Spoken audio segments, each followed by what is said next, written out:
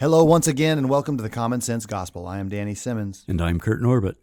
And we are on part 5 of our Crucifixion series. This will be the last part of this series. We have looked at and considered the crucifixion of Jesus. Certainly that has been the heart and the center of it all, but we did the best that we could to back up and to consider crucifixion and what it was, the act, and the way that it was used, who invented it, and then how the Romans have developed it and perfected it, and that these forces were all coming together at a time that God had seen was the time that his son would enter into the world.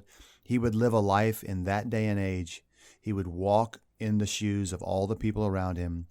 He gained no advantage as the Son of God as he lived on the earth. And many times he was held down and things were more difficult for him for the very purpose of understanding the lives that we live and the difficulties that we face.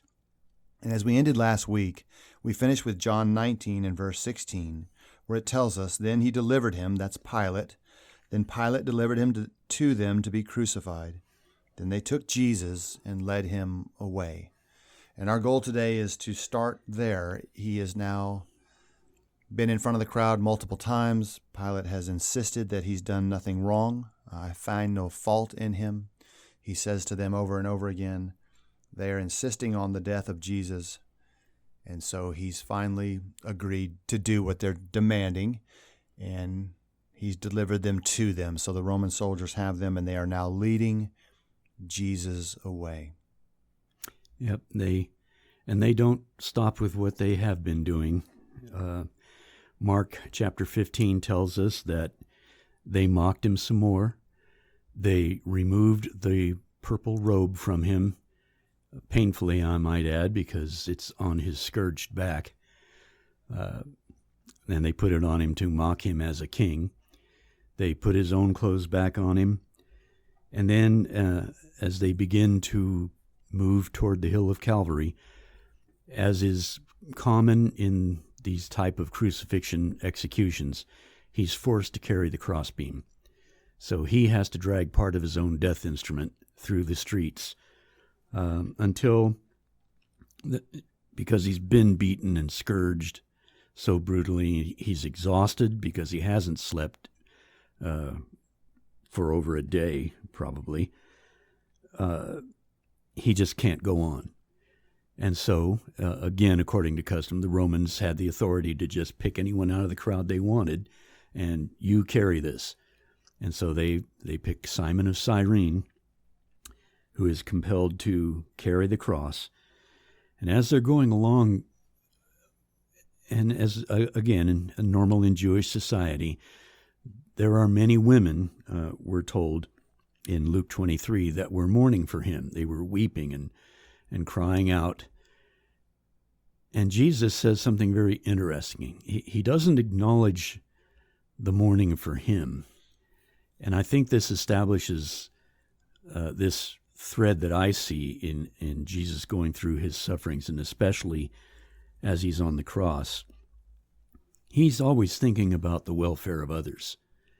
His thoughts are not on himself, but they're on those around him and what is going to happen as a result of all this. Because in Luke 23, he basically tells them, don't weep for me, but weep for yourself for what's coming. And he touches on the fact that there are going to be consequences for this action.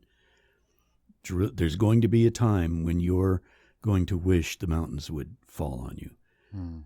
You're going to wish that the wombs had never borne and the breasts had never given suck, because it's going to be so terrible. And so he looks ahead to the consequences of what is being done to him on that day and is redirecting people's attention to that.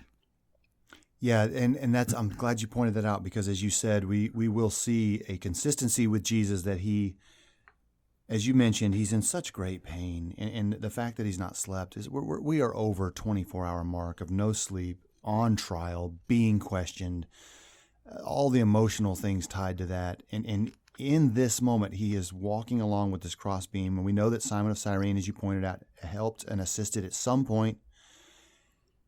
But when he has someone's attention, even in this moment, these women are weeping, and he says, "Don't weep for me.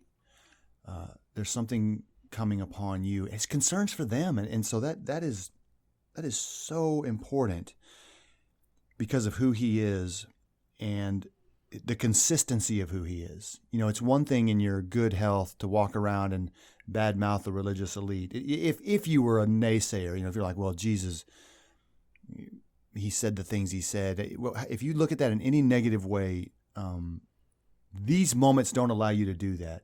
He's still consistently caring for everyone around him while he himself is being led to his own death in such a terrible way. And I want to back up for just a minute because you mentioned the robe.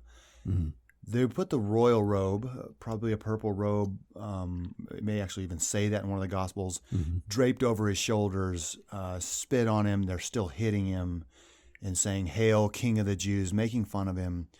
That when they peel that robe off, that will, to some degree, and a lot of people have done research on this, but to some degree, we know that blood coagulates, and it's designed by God to seal up wounds so that we don't bleed out. We're supposed to scab up, and so the blood immediately starts doing that. And they lay this clothing over his shoulders, and as they make fun of him, that blood is beginning to dry. Mm-hmm. And so, as you said, they pull that away, and it's all going to rip off fresh again.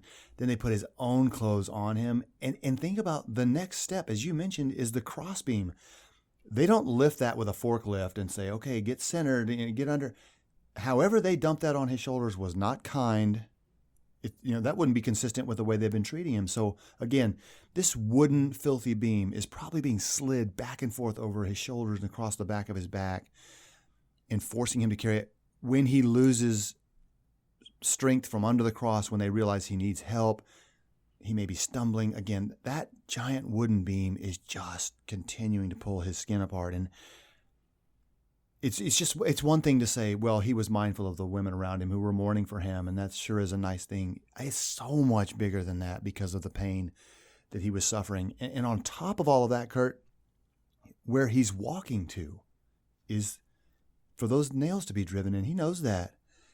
And yet he still has the presence of mind, the compassion that he's always shown in his life to say, you be thinking about these moments because they're coming upon you and you're going to need help. It's just almost too much to really fully take hold of who he is and the consistency of all of that. Yeah, and especially I like the point you made just now of him doing this, knowing what's going to be coming in the next few minutes. Because, of course, they arrive at the execution place, he and two criminals who were executed with him, one on each side. And I think it's good to note how this was done, because most likely the cross was nailed on the ground. It'd be very difficult to lift a body up to a standing cross and hold it in place and then try to nail that body to the cross. Jesus had to lay down on the cross that was on the ground. Right. They nailed him to that cross, and then with him on it, they lifted it up and dropped it into the post hole that was prepared to hold the cross up. Mm. So that shock certainly did not feel good to a ravaged back rubbing on that rough wood. Right. It's just another jolt to an already savagely afflicted frame that Jesus had to endure. And one thing I did, for those who may not be aware, one of the best passages of Scripture to read concerning the crucifixion of Jesus is Psalm 22. Because there it gives a blow-by-blow account of exactly what was going to happen. And this is written 900 years before it did happen. Right. And it's fascinating to see the constant fulfillment of prophecy that takes place in this whole scene of the crucifixion, and the constant references back to Psalm 22 primarily, and also Psalm 69, and Jesus quotes from Psalm 35. So I read in preparation for this, someone mentioned that in this whole crucifixion scene of Jesus, there are at least 22 different prophecies that are being fulfilled in all of this. And I think it's important to see that as a thread here too. Not only is Jesus not self-absorbed, he's always thinking of others, even as he's hanging there on the cross, but also this constant fulfillment of prophecy. And Jesus quoting passages from the Psalms to draw people's attention to those Psalms and get them to think about, consider what is happening here. Think about this. This is what God said would happen, and you know what it's all about. It is literally happening. Let's get a few of those verses and drop those in here so we'd be thinking about that as we move through this. And I do want to say, too, with these prophecies that concern him in Psalm 22, they are outside of his ability to control. Many of them, if not all of them. And so Psalm 22, we read a portion of it last week where we talked about the strong bulls of Bashan had encircled him and gaped at him with their mouths. We just continue to pick up that reading. It says, Psalm 22:14, I am poured out like water, and all my bones are out of joint. My heart is like wax, it has melted within me. My strength is dried up like a potsherd, and my tongue clings to my jaws. You have brought me to the dust of death. For dogs have surrounded me, the congregation of the wicked has enclosed me. They pierced my hands and my feet. I can count all my bones. They look and stare at me. They divide my garments among them, and for my clothing they cast lots. We can see every one of those that actually literally happened while he's on the cross are outside of his control. That's right. He could not, as many accuse Jesus of doing, knowing something that the Old Testament said and then acting in a way to fulfill that, and then turn around and say, see, the scriptures spoke of this. He had no control over it. He had no control over how he was going to be executed. No. He couldn't determine what was going to happen to his garments, but that was a common Roman practice for when a criminal was executed in this way. Whatever garments he had, part of the payment, the benefit to the Roman soldiers for carrying out these tasks was they got to divide the garments among themselves. And garments were an important thing to have back in those days. But here he is, arriving at Calvary. He's been nailed to the cross. That cross has been dropped in the hole. He's now crucified with two criminals, one on each side, as we've mentioned. And he utters his first of what are commonly referred to the 7 sayings on the cross. And again, he's thinking outside of himself. Father, forgive them, because they don't know what they're doing. And then the mention is made there in Luke 23:32 through 34, that the soldiers divided his garments among themselves. Yeah, they say to one another, the soldiers do, let's not tear. Don't tear the robe, yeah. Yeah, let's cast lots for it. And there's no hint at all that Jesus says, hey, fellas, I need you to do this. They're just, as you said, that's payment to them. And they say, look, one of us gets it, and there's no reason to rip it up. So let's cast lots for it. Woven without a seam. So, and just to clarify, this is not the robe that was taken, the purple royal robe.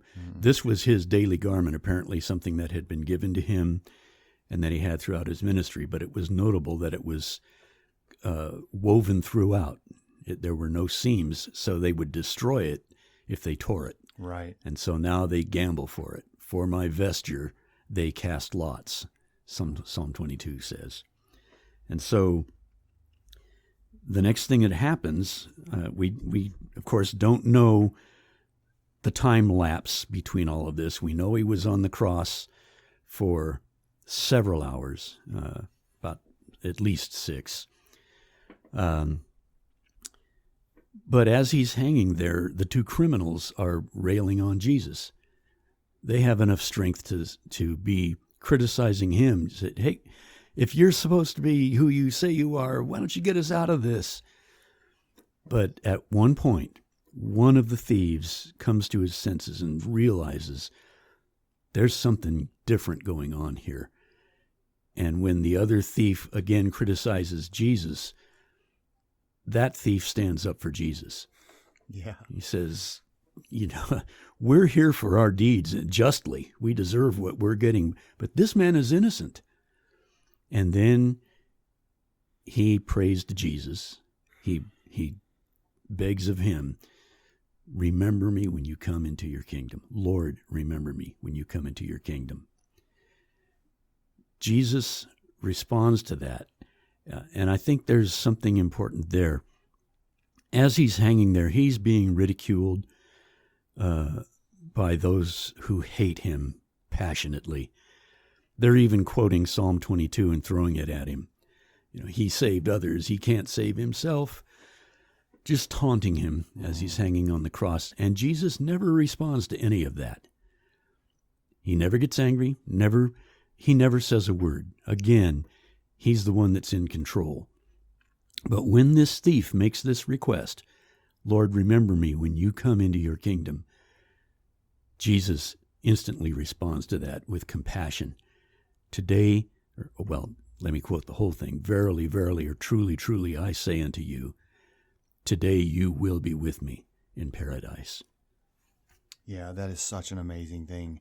And the thief, there's a lot of points made about the one who turned to Jesus.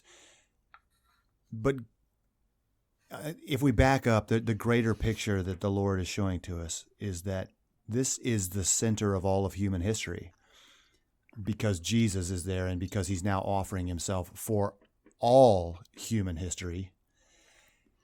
And there's two men, both of them are sinners. So, that for us, that's how we come to Jesus as sinners. We recognize that we need him to help us and to save us and for his blood to wash us of our sins. There's two men, as it were, within arm's reach. One wants nothing to do with him, and the other sees something in Jesus, and he turns to him and says, remember me when you come into your kingdom. It's a picture of the world and the opportunity that every single one of us has to decide what we're going to do with Jesus. There's a lot happening there with the thieves on the cross. And as you pointed out, speaking to the daughters of Jerusalem, as he is being pretty much dragged along to the spot where he will eventually be put to death. These guys are watching some of this, if not all of it. He's heard some of the things Jesus says. He's watched him cry out to God and say, forgive them, for they know not what they do. And he's never heard anything like that before. And he's thinking, okay, he's talking to somebody, and he's doing it confidently.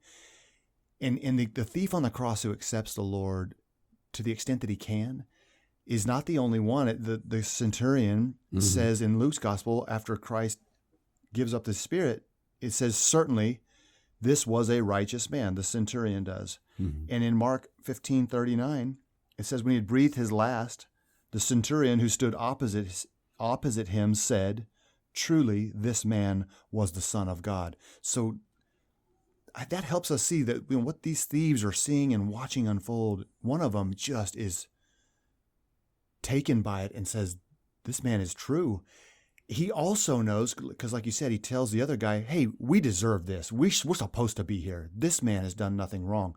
That's an amazing statement, that he is suffering unjustly, and he's asking his God and his Father to forgive them. No one thinks that way. No one operates that way. Everyone's in life for themselves.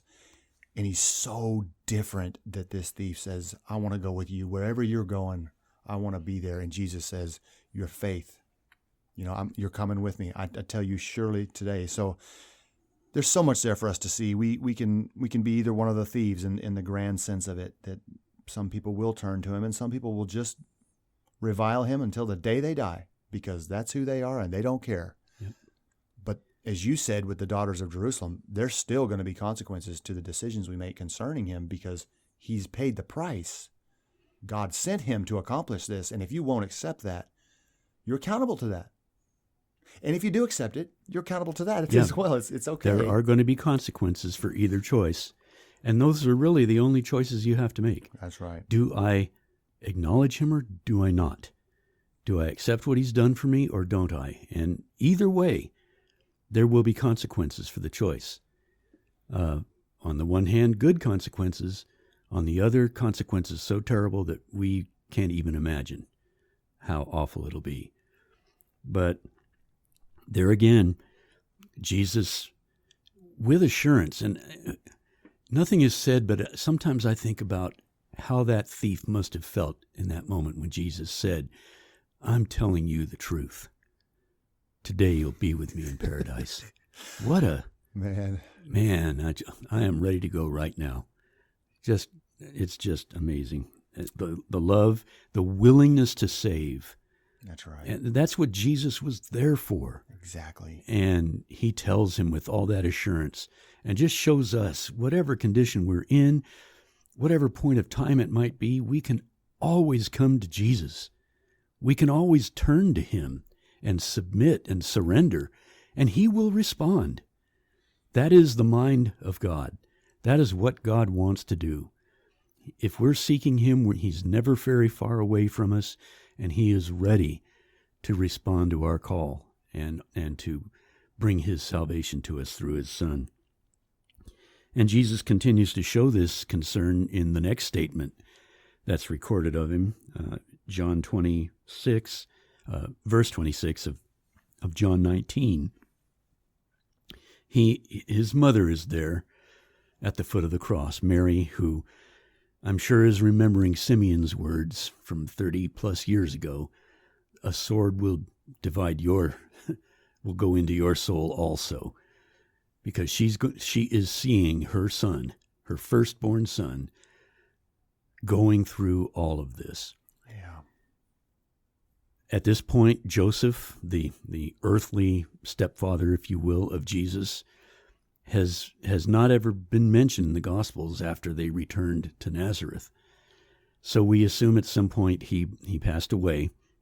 And so Jesus is the head of the household now as the firstborn son. If Joseph is gone, it is his responsibility to take care of the family. Right. Now he's going to be gone, and he sees his mother.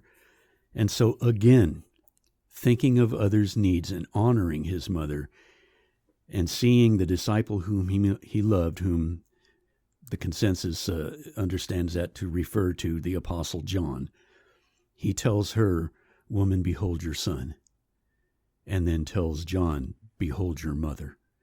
In other words, you are now responsible for her care, her well-being. This is now your son, mother, who is going to take care of you. And John accepted that. The gospel tells us from that hour he took her into his home. And so right. he is greatly honored by Jesus to be given the care of his mother. But there again, Jesus not thinking about himself, but fulfilling his responsibility as really the head of the household, to take care of not only a widowed mother, but now one who's going to be bereft of her firstborn son.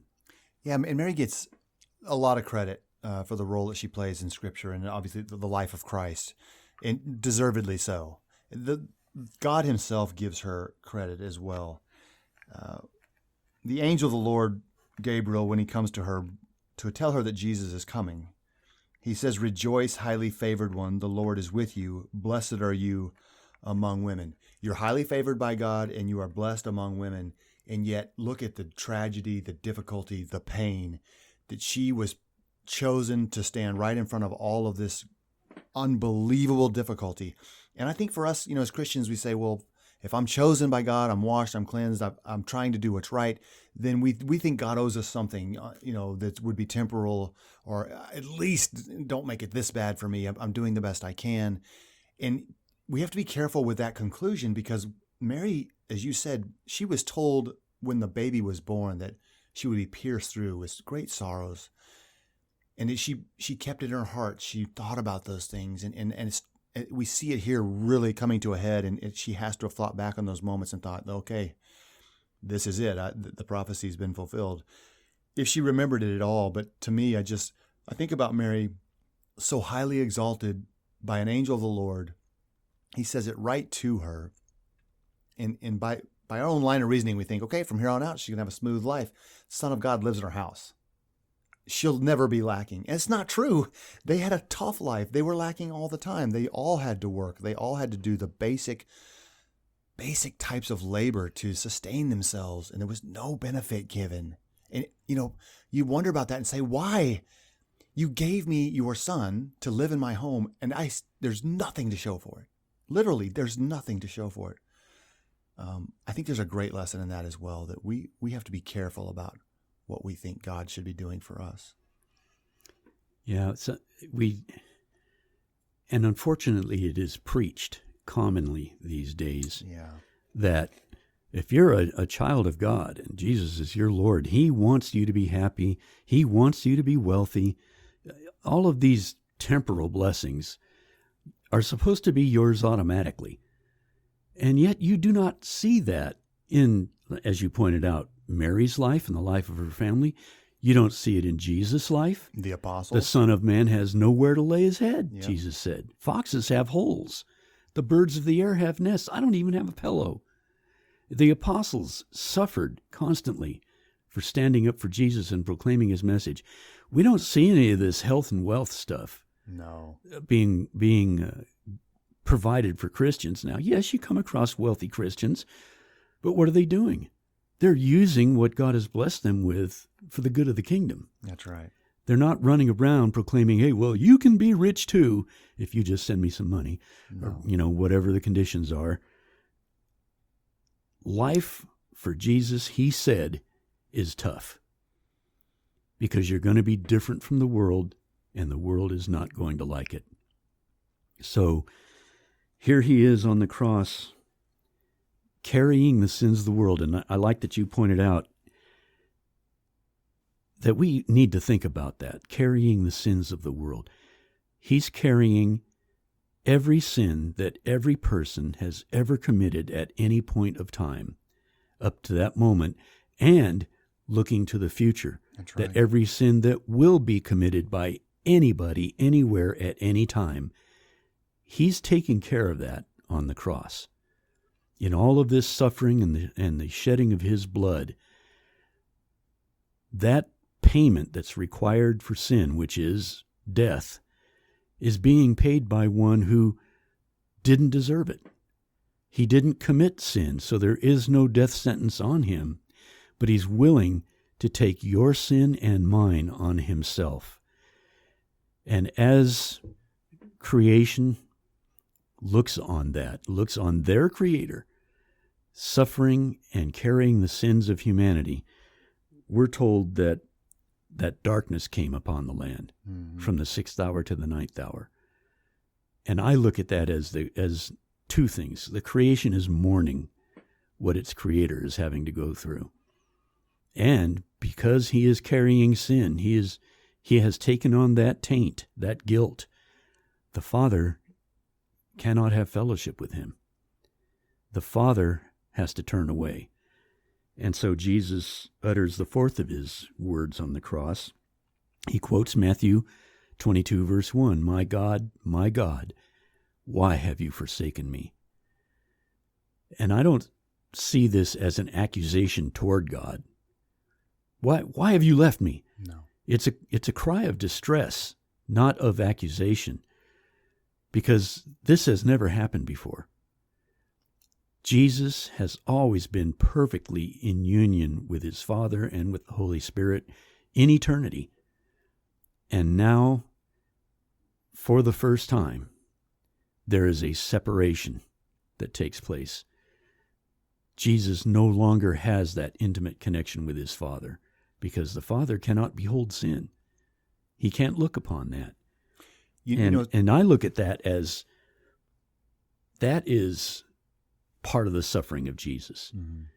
Now we're seeing emotional and spiritual suffering, which we can't comprehend. What was it like for the eternal Word, who is now God in the flesh, the Son of God, now being separated from the one whom he has been perfectly united with through eternity? That's something that's beyond us, but that is a part of his suffering on the cross. Now the creation has mourned him and turned away from him, and he's on the cross alone. Yeah, that's right. You said Matthew 22:1. It's Psalm 22:1. Oh, that's okay. Just in case someone wants to look that up. Something else about that moment is when he says, my God, we know he's quoting Psalm 22, but throughout his life, he's always called God his Father. And this is the only place he calls him God. And so why is that? Because he's standing in our place. He is God, and he looks to him as we would in punishment. He is our God, and he is dealing with us. And so the language has changed as he addresses Almighty God, his Father. There's just so much care and concern for us, even in those things, that he takes on the full character of a sinful man in the hour of judgment and darkness. And I like that creation growing dark, that it's a sign of mourning. Its creator is now giving up his own life. That's just a lot to think about. Yeah, and again, I think fundamentally what Jesus is doing here is teaching from the cross. He understands why he's been forsaken, because he knows what he's there for. But in quoting this passage, he's drawing the attention of everybody there to Psalm 22. And so they are now having to think, this is what that was talking about. Yep. Go read it. He's the one that was referring to. That's right. So even my little granddaughters knew that, because last week I read Psalm 22 to them, and I asked them, who is this psalm talking about? And of course they immediately, well, David, because David wrote the psalm. Right. But I said, look at what's being said here. We don't know that David ever actually went through this, but when you read what is being described here, who's it talking about? And after a moment they said, Jesus. You can't escape it. That psalm draws you to Calvary, and it should make us think of what is being done there. Because in his suffering, Jesus utters his next to last saying, where he just simply says, I thirst. And again, I don't believe necessarily he's thinking of himself here, but we know from Psalm 22, verse 15, that the psalmist says that part of this is that his tongue clings to his jaws. Yep. You've brought me to the dust of death. Well, this is a typical result of crucifixion like this. When a body has suffered such tremendous wounds, there comes a ravenous thirst for water. Even wounded on a battlefield, when the medics and whatever come to them to minister, the wounded soldiers and what have you immediately start asking for water. That's a typical reaction to a badly wounded body. But Jesus needs it, since his tongue is clinging to his jaws. His mouth is so dry that it's difficult for him to speak. He needs to make an announcement. And so when he says, I thirst, they give him a sponge dipped in vinegar, and he takes that to wet his mouth, to loosen his tongue, to lubricate his vocal cords, so to speak, so he can make his final announcement, it is finished. And at that point, he gives up his spirit. It is finished. And that's everything we've talked about. The life he's lived, his devotion to his Father, the perfect life, no sin, and the offering of a perfect, spotless sacrifice that is without blemish. And we know that because, as we pointed out earlier in these series, we have been investigating him as we read about him. We're also allowed to judge to find out whether he's the real deal, if he's who he says he is. The Jewish council, before 3 separate individual courts, tried him and questioned him and had to bring out false witnesses to try to get something on him, because there was nothing.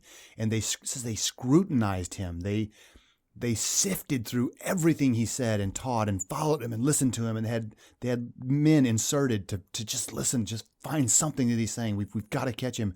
There was never anything that he said that violated the law of God or the law of Moses or God's will. And they knew it. And so he passed the test. He was without spot and without blemish, and they handed him over as a man who they called a malcontent. And then the Roman government, the civil government of the day that was put in place by God himself, which Jesus points out to Pilate. They tried him over and over and over again, and he was so innocent that we see Pilate negotiating in every possible way that he can to get this man off of his hands, because he doesn't want to be in the middle of putting a man to death who does not deserve it. And yet, as we went through the pressures that exist and the powers that be and the things that are being said and the threats that are being laid out, he is forced, his hand is forced to do what he knows he should not do. And so, despite all of those warnings and the challenges to get this done, prophecy is still fulfilled. And we get to look at him here and say, truly, the Son of God has given his life for sinful man. Yep, he announces the debt is completely paid. When he says it is finished, that's what the Greek word means. The debt is fully paid. Tetelestai. Right. The transaction has been completed. It was a term in the marketplace that signified the finalization of an agreement, or the payment of a debt, or the purchasing of an item. That tetelestai, okay, this transaction has been completed. Everything that the Father had sent Jesus to do, the plan for the salvation of man that had been established since the foundation of the world, has now been accomplished. Everything that God willed, Jesus has now done. And so it is finished. Paid in full. And since it is finished, since that work is completed, he finally then says in Luke 23, which quotes Psalm 31:5, "Into your hands I commit my spirit." And I think it's important to see here that Jesus did not die in the sense that we do. We cannot withstand death. It comes to us and takes us. But Jesus submitted himself to death. Death did not overcome him. He gave himself up to it. In fact, in John chapter 10 at verse 17, "Therefore my Father loves me, because I lay down my life that I may take it again. No one takes it from me, but I lay it down of myself.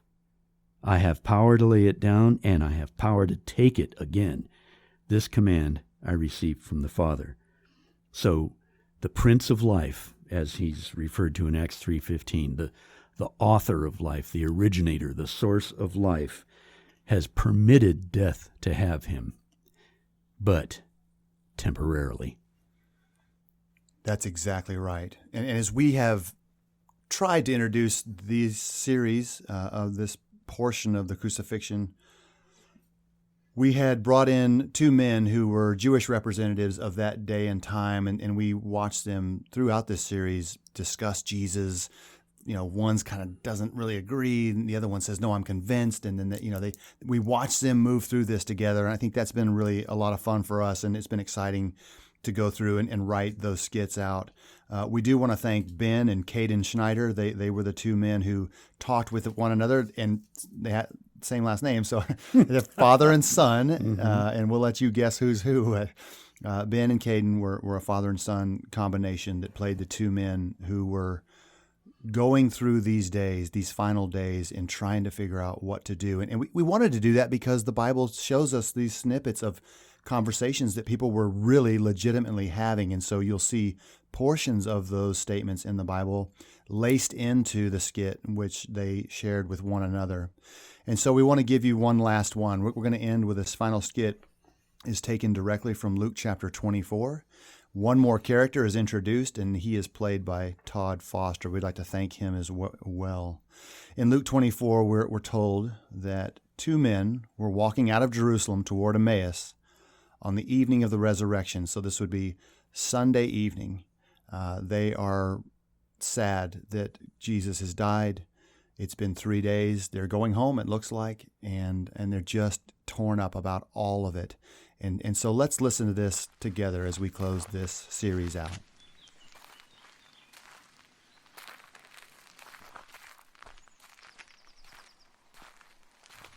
Oh, what a terrible day. What are we going to do? I'm so tired and so deeply hurt. Words of anguish and disappointment fail me. There is truly nowhere to turn. Jesus, the true rabbi, warned the elders that they were guilty of the blood of all the prophets. He told them plainly that the blood of all the prophets, starting with Abel, would be required of this generation. By killing him, they have simply proven him to be right. They have killed our Lord and destroyed our hopes of a better life and a better way. Jesus was right about them. They are blind fools and hypocrites. Hey, wait up a minute. Do you mind if I travel with you? That should be fine. What is it that you are talking about, and why are you both so sad? Are you the only stranger in Jerusalem who has not heard or known the things that happened there in these days? What things?